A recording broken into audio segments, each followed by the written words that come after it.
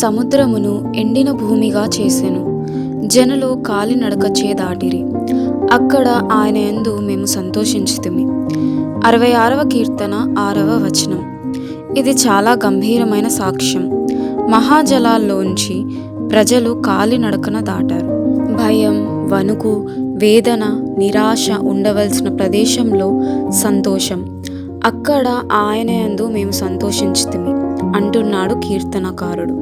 తన స్వంత అనుభవంగా ఇలాంటి సాక్ష్యం ఇవ్వగల వారు ఎంతమంది ఉన్నారు? అక్కడ బాధ, గుబులు గూడు కట్టుకొని ఉన్న సమయాల్లో అంతకుముందు ఎన్నడూ లేని రీతిని వారు విజయాన్ని, ఉత్సాహాన్ని చవిచూశారు. నిబంధన మూలంగా వారి దేవుడు వారికెంతో చేరువగా వచ్చాడు. ఆయన వాగ్దానాలు ఎంత దగదగా మెరిశాయి. మనం సుఖ సంపదలతో తులతూగుతున్నప్పుడు ఈ దగదగలు మనకి కనిపించవు.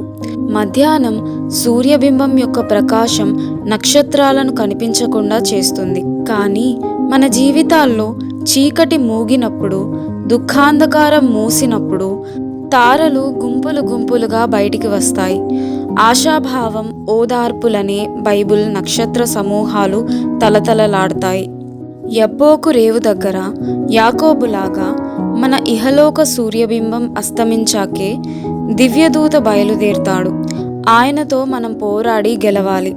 రాత్రివేళ సాయంకాలమైనప్పుడు అహరోను సన్నిధి గుడారంలో దీపాలు వెలిగిస్తాడు. బాధల నడిరాత్రిలోనే విశ్వాసి మదిలో దేదీప్యమానమైన దివ్యలు వెలుగుతాయి. యోహాను ప్రవాసంలోనే, తన ఒంటరితనంలోనే తన విమోచకుని దర్శనం పొందాడు.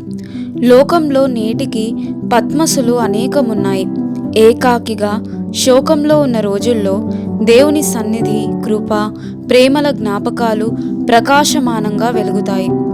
ఈ లోక బాధలనే యోర్దానులు, ఎర్ర సముద్రాలు దాటుతున్న ఎందరో యాత్రికులు నిత్యత్వంలోకి ప్రవేశించాక గుర్తు చేసుకుంటారు. దేవుని ఎనలేని అనుగ్రహాన్ని తలంచుకొని అక్కడ గొప్ప జలాల్లో మేము కాలినడకన వెళ్ళాం అంటారు.